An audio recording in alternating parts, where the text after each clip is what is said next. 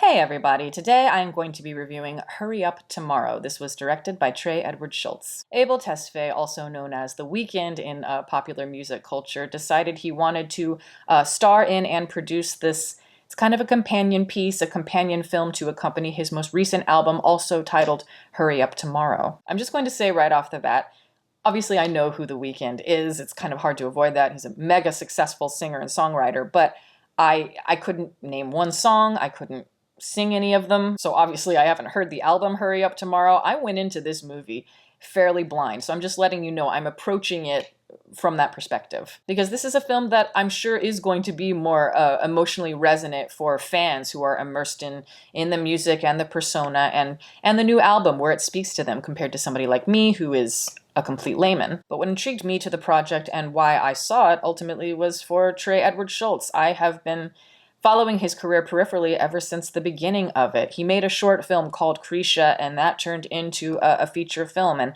I was quite intrigued by that film, more so the behind-the-scenes aspect of things, because Schultz made this psychological thriller off a Kickstarter campaign, and he cast his own aunt in the main role, and then he cast a lot of his family members. I think he used one of his family members' homes, like a relative, for the movie. So it's just an amazing example of what's possible with a little bit of ambition and some creativity. And based on what I'm saying, you might think, oh, Krisha, it sounds like some cute little indie project with a little handheld camera.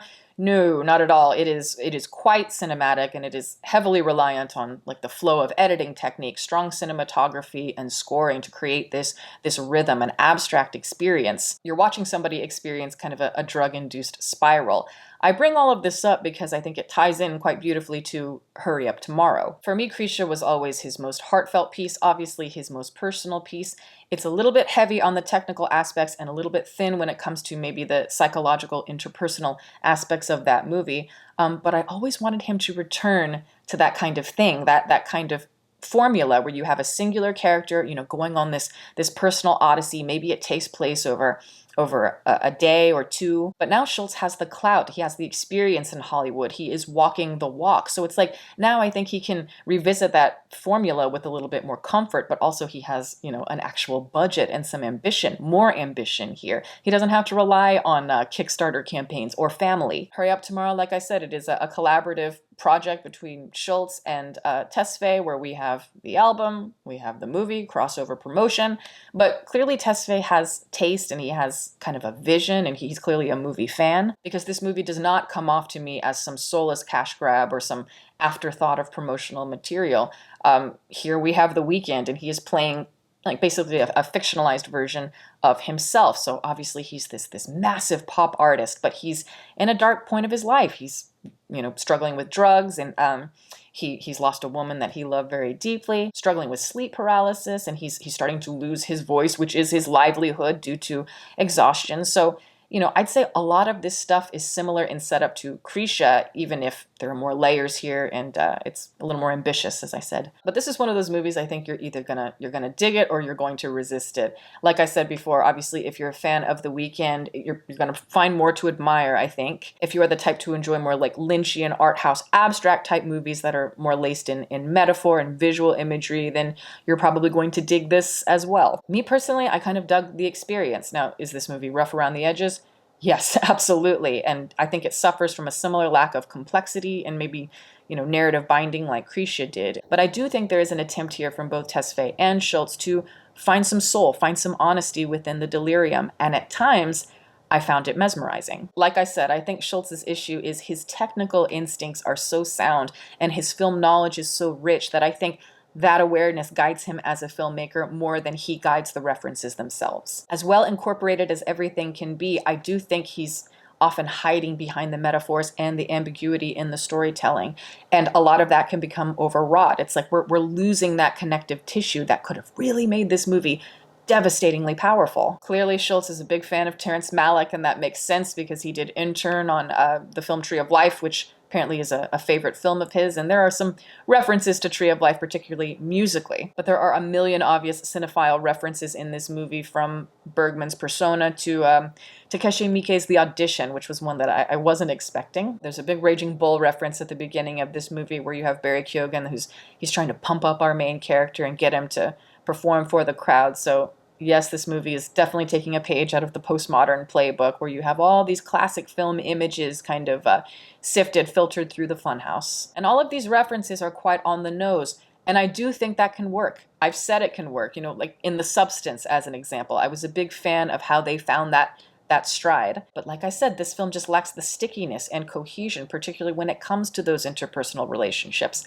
like the relationship between the main character and the Barry Keoghan character. It's like you understand what the archetype is and what it serves on paper, but it just doesn't materialize into anything interesting. And it doesn't help us understand our main character or his past and, like what shaped him, the kinds of bonds he developed. So the effect is a little bit wispy at times. There are 3 main characters in the movie. I think that Jenna Ortega might be the standout of all of them. Just as a presence, she has this fire dancing in her eyes. It makes her terrifying yet mysterious. She's keen. She's got a sharpness, clearly independent, yet she has this sensuality to her that beckons you forward. She's doing all the things she needed to do. Every time she's on screen, you can feel an electricity surging. And this character is a tough one just because it is so open to interpretation for the audience. But she's clearly made the internal decisions for her character so far as what it means for her, and that intent is ferocious. We just may not be privy to it as audience members, but we can feel it, and I love that. It's like she's filling in a lot of the blanks where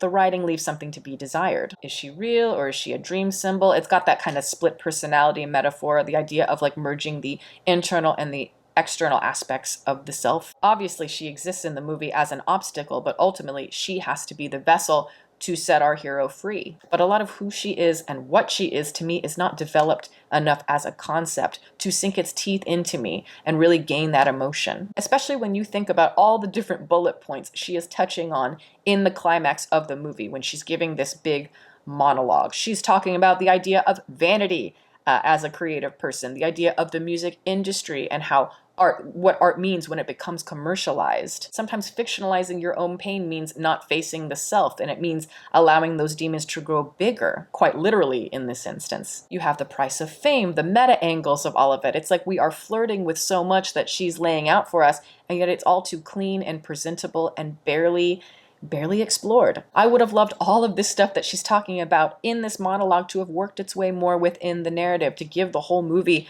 a little more density, while still maintaining that abstract quality. I actually really loved Tesfaye in this film. I saw his previous acting work, or a little bit of it, when he was in Barry Levinson's The Idol, which was memed for all the wrong reasons, that performance. He got eaten alive for it. But I think when you're playing this fictionalized meta version of yourself and you find the right creative vehicle to help you, find that confidence on screen, anything is possible. And I think he did a wonderful job here, mainly because he has these soulful eyes that are just so like puppy dog youthful. It's like, despite all the pain and the hardness of his life experience and his career, he still has this baby-faced innocence to him. And the clarity of his voice matches that expression and that feeling. And I just think when you've got eyes like that, you cannot hide the true feelings.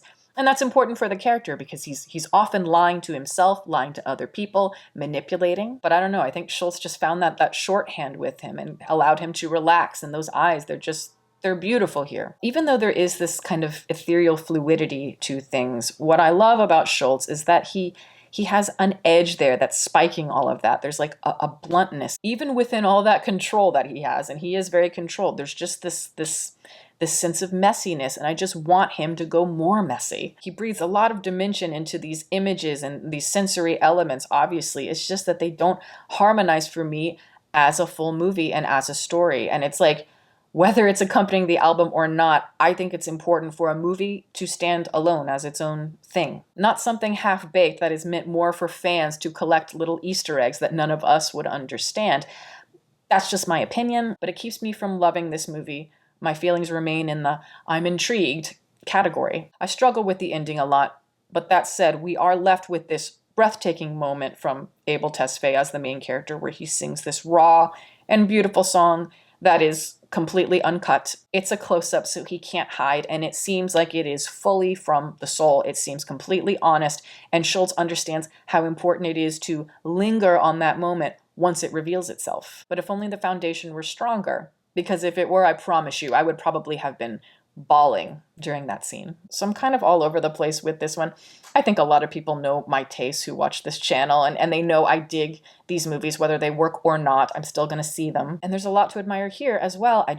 I want more meat and potatoes. I think Schultz, he's got the technique down. I don't think he needs to sharpen that any more than, how it already stands. He's still searching. I don't think he's reached his full potential or anywhere near it, but I am hoping for it. I really am. Yeah, I like this movie, and I'm glad I saw it on the big screen because it is so cinematic. So I think it is worth your time if this is the kind of movie that you think you might like. Again, surrealist psychological movie that's going to be less concrete in nature, or if you're a Weekend fan, I say see it. But yeah, that is my review. Thank you guys so much for watching. I'm going to plug my website as always. It is deepfocuslens.com. I'm an artist. I do commission portraits, and I also sell prints of my work. If that is something you're interested in, you can always go to the website below. And if you have a question about a commission or a print, you can always email me. My email is in the description box below. Also, I'd like to give a shout out to my patrons who are great. Guys, thank you so much for your support. Welcome to all the new members. If you are interested in supporting, the link for that is below, as well as the rest of my social media information. You can watch more videos here, and you can subscribe if you'd like. Catch you next time.